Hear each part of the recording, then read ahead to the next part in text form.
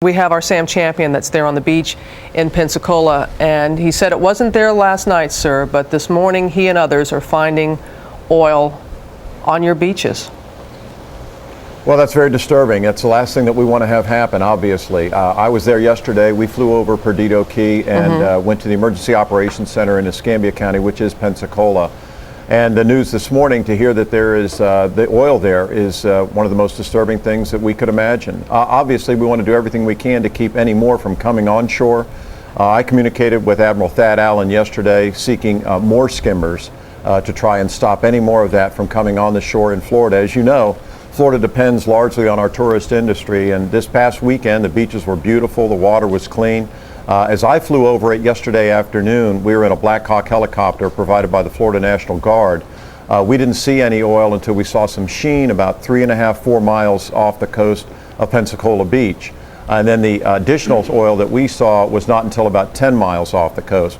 So obviously there must be a shift in the current and the wind over the night. So we're not happy about that. Are you getting the help you need, sir, from BP and from the government? You were talking about the number of skimmers. One estimate from your EPA state chief that there were only a few. There were about 4. We just heard when George was talking to Doug Suttles, he said 100 skimmers.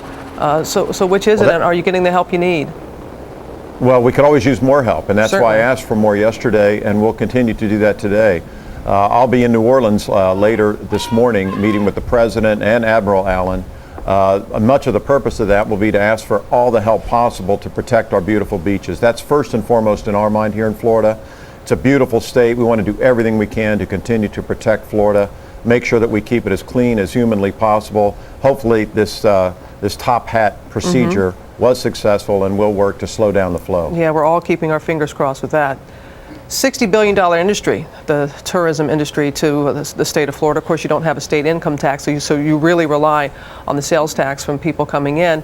And by one estimate, for every 85 tourists to Florida, that translates to 1 job. So that just tells you again about the importance. But how do you balance this, sir, between controlling the oil spill, but yet still attracting people and saying that you're still open for business?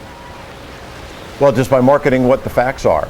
We have $25 million that has been allocated about 10 days ago to continue to market Florida across the country, to let people know that most of our beaches are absolutely beautiful, unimpacted at this point in time, that the water is clean. People ought to come down and go to our restaurants, go to our hotels.